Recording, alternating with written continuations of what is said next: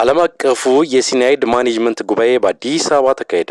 ጉባኤው በአዲስ አበባ በሸራተን አዲስ ኤሌግዠሪ ኮሌክሽን ሆቴል ከትላንት ከጥር 28 እስከ ዛሬ ጥር 29 2018 ዓ.ም ለሁለት ቀናት ተካሂዷል። ይህ ጉባኤ በአዲስ አበባ የሚካሄደው ሚድሮክ ወርቅ ማዕድን ኃላፊነቱ የተወሰነ የግል ማህበር በሲናይድ ትራንስፖርት እና በሲናይድ አጠቃቀም በ2025 በዓለም አቀፍ ኦዲተሮች ኦዲት ከተደረገ በኋላ ዓለም አቀፍ የእውቅና ሰርተፊኬት በማግኘቱ እንደ ሀገር የተሰጠ ዕድል መሆኑ ተነግሯል። በኢትዮጵያ ለመጀመሪያ ጊዜ በተካሄደው በዚህ ጉባኤ ከ14 የተለያዩ የዓለም ሀገራት የተውጣጡ አካላት ከወርቅ ማዕድን ስራ ጋር ግንኙነት ያላቸው ዓለም አቀፍ ኩባንያዎች፣ ወርቅ አምራቾችና ሲናይድ ትራንስፖርት ዘርፍ ላይ የተሰማሩ አምራቾችና ሌሎች ባለድርሻ አካላት ተሳታፊ ሆነዋል። በመድረኩ ላይ የዓለም አቀፉ የሲናይድ ማኔጅመንት ፕሬዚዳንትና ከፍተኛ አመራሮች፣ የመንግስት አካላትና የሚድሮክ ኢንቨስትመንት ግሩፕ አመራሮች ተሳታፊ መሆናቸውን በጉባኤው ተገኝተን መመልከት ችለናል። ሚድሮክ ኢንቨስትመንት ግሩፕ በሲናይድ ትራንስፖርትና ሲናይድ አጠቃቀም ደህንነት ባስመዘገበው ውጤት ይህ ጉባኤ በአዲስ አበባ እንዲካሄድ በማስቻሉ ትልቅ ደስታ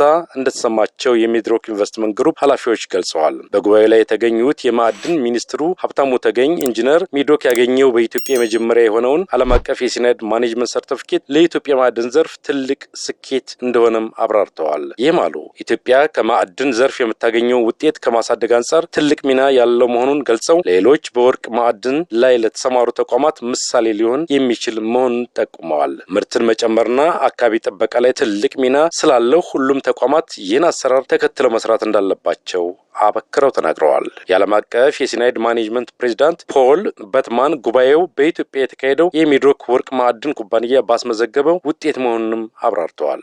በጉባኤው የዘርፉ ተዋናዮች ልምድ ልውውጥ የሚያደርጉበት መድረክ መሆኑንም አንስተዋል። ሚድሮክ ወርቅ በዕለቱ በሲናይድ ትራንስፖርትና ማኔጅመንት ሲስተም እውቅና ተሰጥቶታል። ጉባኤው በአዲስ አበባ የሚካሄደው ሚድሮክ ወርቅ ማዕድን ኃላፊነቱ የተወሰነ የግል ማህበር በሲናይድ ትራንስፖርትና በሲናይድ አጠቃቀም በ2025 በዓለም አቀፍ ኦዲተሮች ኦዲት ከተደረገ በኋላ ዓለም አቀፍ የእውቅና ሰርተፊኬት በማግኘቱ እንደ ሀገር የተሰጠ ዕድል እንደሆነ ተብራርቷል።